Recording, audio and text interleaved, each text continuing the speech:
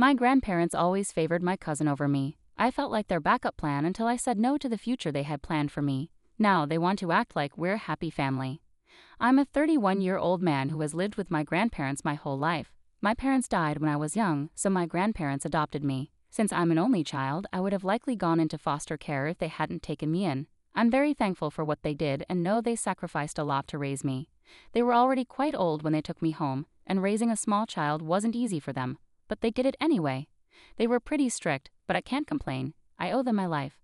I don't know where I'd be if they hadn't taken care of me.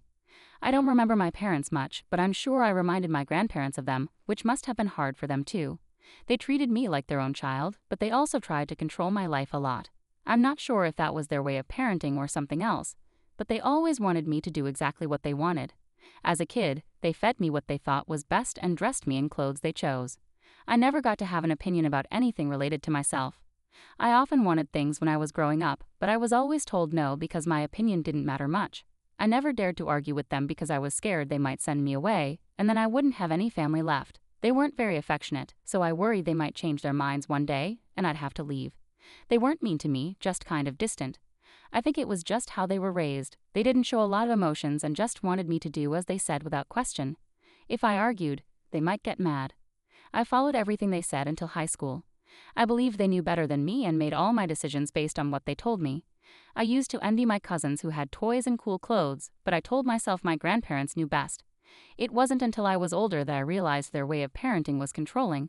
I'm not sure if they did it on purpose or if it was just how they were. Maybe it's because of their generation. They got so used to telling me what to do that it became normal for them. As I got older, I started feeling frustrated about always having to do what my grandparents wanted. I still did it, even though I hated it. I followed their rules because I was scared of being alone. This went on for years until it was time to apply for college.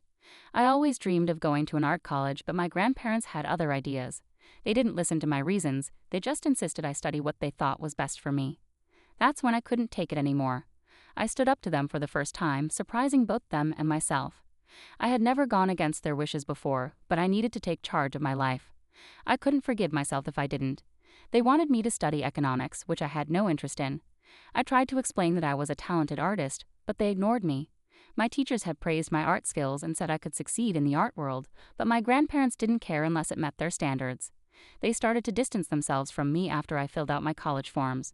They wanted me to know I had made a mistake, so they ignored me during my last days of high school. I was heartbroken. They were the only parents I knew, and they just cut me out of their lives like it didn't matter. They didn't even come to my graduation. I was the only one there alone. No parents missed their kids' graduation, and that was when I realized they weren't really my parents. I had thought of them as my parents, but they didn't feel the same way. If they did, they would have come to see me graduate despite our differences. The more I thought about it, the clearer it became. I was just a project for them. They wanted me to be perfect and follow their rules. They were nice to me when I did what they wanted, but when I made a choice they didn't like, they vanished from my life. It was the saddest realization I ever had, but it was true. It took me a long time to accept that they didn't love or care for me the way I did for them. My love was unconditional, but theirs came with a list of conditions. They didn't talk to me after graduation, when I left for college, or in the days that followed. I got used to it after a while. I was ultimately an orphan, so it wasn't surprising that I didn't have any family. It was just very hard to accept after I had spent my life worshiping my grandparents for saving me and giving me a home. They never reached out after I left for college. I still saw my grandparents at family gatherings because my uncles and aunts kept inviting me. They didn't have any issues with my choice of college. To them, I was just another family member, so they always included me in dinners and other events. My grandparents didn't like me being there, but they never said anything. They usually ignored me or made small talk like we were strangers. I spent time with my cousins and often left these gatherings early to avoid feeling uncomfortable due to the tension with my grandparents. This continued all through college and graduation. When I got my first real job, I called to tell them, but they didn't seem happy about it. I had been working since high school, but after graduation, I got a high-paying job as an art consultant. Despite this big achievement, I felt sadder than ever after talking to my grandparents. I still hoped that one day they might accept me if I became successful or earned enough money. But I was wrong. They didn't care about me just because I chose to go to college on my own instead of following their wishes. That day, I realized for sure that nothing I did would make them forgive me. I stopped calling them after that day because I knew I wasn't wanted. They never reached out on their own, so I didn't hear from them for a long time. Then one day, I got a call from my grandmother asking me to come to the house. At first, I thought maybe they wanted to finally resolve things. The idea was bittersweet. I did want them back in my life, but my life was so peaceful without them. I felt guilty just thinking about it. When I went to their house, I was greeted by every other member of our family. It was a family gathering, but they hadn't invited me in so long that I knew there must be a reason. After everyone arrived, my grandparents announced they were going to read their will. Even though I knew they were getting old, it was still a shock to hear them say they wanted to be prepared in case something happened. I listened carefully. I didn't expect to get anything except the house, and I honestly didn't want anything else. I needed the house because I was emotionally attached to it. All my aunts and uncles had their own homes, so I was confident I would get the house. Both my grandparents knew I wanted the house, and they had assured me a few times that I would get it when I grew up. After they finished almost all their will, they got to the part about the house and completely blindsided me by giving it to my cousin instead of me. I stood there in shock, not knowing what to say. All my cousins were looking at me because everyone knew I was supposed to get the house. When I finally found the courage to speak, I asked my grandparents what was going on. They simply said they wanted to give the house to their oldest grandchild, who was my cousin. I reminded them that they had promised me the house. I had so many memories there, it was the only home I ever knew. All my parents' things were in the attic, and my mother had chosen the furniture in the dining room. The house held all the memories of my parents, even though I never got to know them, and all the happy memories of my time with my grandparents before things went bad. I told them I wanted the house, but they said they had made their decision.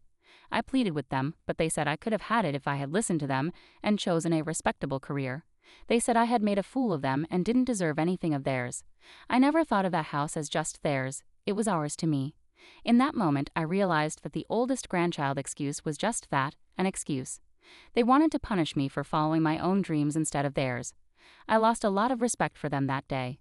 I always thought they might not be equipped to be good parents to me because of our age gap, but that day, I thought for the first time that they might not be good people. I left without saying anything further because, really, what was there to say after that? In the following days, my sadness turned into anger. I thought that if they couldn't even grant me this one thing I had always wanted, maybe I didn't need them in my life after all. They were perfectly happy without any contact with me, so I needed to move on and accept that they were perfect in my mind only. They made it clear they didn't want anything to do with me, so the only thing linking me to them was the bills I had been paying for a few years. I had been taking care of everything: food, water, electricity, and medicines. Everything got delivered to their doorstep, and they never talked to me about it. They probably thought one of my uncles was doing it for them. Whatever the reason, I couldn't be in their lives anymore. It was eating me alive. They were not good for my peace of mind, so I canceled all the payments as a first step to truly separating from them. It took them 18 days to realize that I was the one making all the payments. I assumed they were calling to talk about it, but when I picked up the phone, they were very polite. I was confused at first, and then they said that we should be a family again because my absence was unbearable for them. It didn't even take me 30 seconds to realize that they wanted me to pay their bills again. There was no way they wanted me back in their lives. Their egos were too big for that. I told them that I would rather not be a family again and hung up. Was I wrong for not even listening to them first and assuming they wanted money? #update 1. It's been a few days since my phone call with my grandparents. I kept wondering if I was too hasty in shutting them down. Maybe they didn't want me to pay their bills and simply wanted me back in their lives.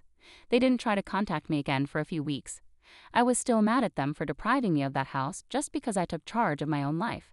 Yet I still wanted to help them with their bills, and that was the most ridiculous thing. They kicked me to the curb, and I still wanted to help them out. I just couldn't bear the thought that they might be suffering because of me. My grandfather received a generous pension after his retirement, so it wasn't like they didn't have any money. I just wanted to be there for them in their old age. When they didn't contact me for weeks, I started to think maybe I should call them and apologize. I honestly didn't know what I did wrong, but it was keeping me awake at night. The thought that I might be the reason our relationship would never be the same was eating me alive. I didn't call them, though. They did, after about a month.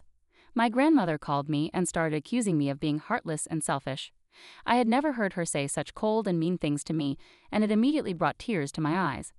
I asked her what I did wrong, and she scoffed and said that I stopped paying their bills because they wouldn't give me the house. I told her I was sorry and that if they wanted, I could start paying their bills again. She told me they didn't need anything from me and that she was calling to let me know how ungrateful I was and that they had failed at raising me.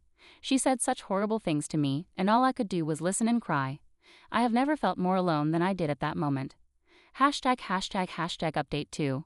A couple of months have passed since my altercation with my grandmother, and I finally went to therapy. I have been almost depressed since everything happened, and my friends have been pushing me to try therapy. I had been putting it off, but after 2 whole months of feeling sorry for myself, I finally decided to give it a try. It really helped. I learned a lot of things that I might have done unconsciously my whole life. My therapist told me that I had been clinging to my grandparents because I felt like I owed them something. She was right. I did feel like I owed them my life, so I kept going back to them even if they were hurting me emotionally. She assured me that it was their fault, not mine. Children are not supposed to feel like they owe something to their parents because they raised them. That's when I realized that I hadn't done anything out of love for them.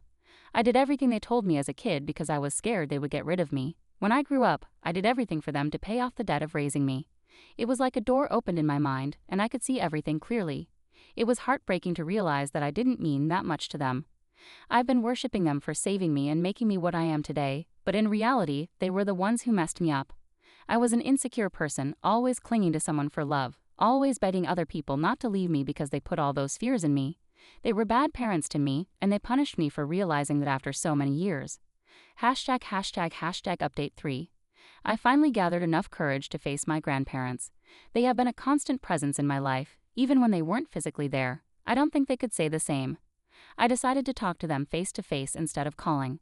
All my other family members were still inviting me to gatherings, but I hadn't been to one since my grandparents announced their will. They have been worried about me, and I was getting calls from them to check in. They never took sides, and I was grateful for that.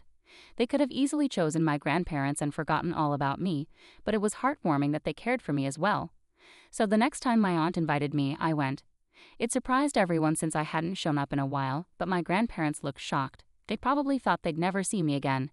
I didn't want to see them either. I just wanted closure. I wouldn't get it unless I faced them and told them what they did to me. They needed to see their mistakes. I told my family I wouldn't stay long and that I wanted to talk to my grandparents. But my grandparents didn't want to talk in private. They wanted me to speak in front of everyone. So I did. I told them they were terrible caretakers. They made me feel like I wasn't good enough, like they'd abandon me if I stepped out of line. They made me feel like I owed them for giving me a home. They listened for a while, then they burst out. They said I did owe them because if it wasn't for them, I'd be homeless. They said I should be thankful they took me in and didn't leave me like a stray. It was all so terrible. The language they used was awful, making a couple of aunts cry. They said they gave everything to me, and I still defied them. They said they had dreams for me, and I refused to follow through like an ungrateful brat. My cousins stepped in and told our grandparents to basically shut up.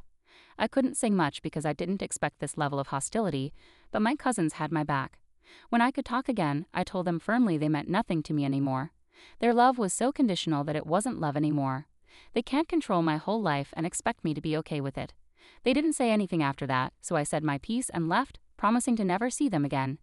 Update 4. Hi guys, I went into isolation after my fight with my grandparents a few months ago. True to my promise, I hadn't reached out and wasn't planning to ever. My uncles, aunts, and cousins reached out, but I just texted them to let them know I was okay. It took me 8 weeks to finally go out with my cousins. They'd been badgering me to hang out. They told me they weren't going to talk to our grandparents after what they said and did to me. I was grateful for their support. Hanging out with them was great. They just wanted to be with me without any conditions, which felt foreign. I'm still getting used to that feeling and trusting other family members not to take advantage of me. My oldest cousin did tell me that the house was mine if I wanted it, but I refused. I got movers to retrieve my parents' stuff from there, but I didn't want the house anymore. When I thought about it, it held bad memories for me now. My grandparents were not my parents, no matter how much I wanted them to be. They just weren't, and there was no reason for me to hold on to that house that reminded me of them. I didn't want reminders of them. I was finally happy without them in my life. My therapist noticed a huge difference in my behavior and was happy with my progress too. I was getting better every day and breaking free from all the emotional chains they put around my ankles.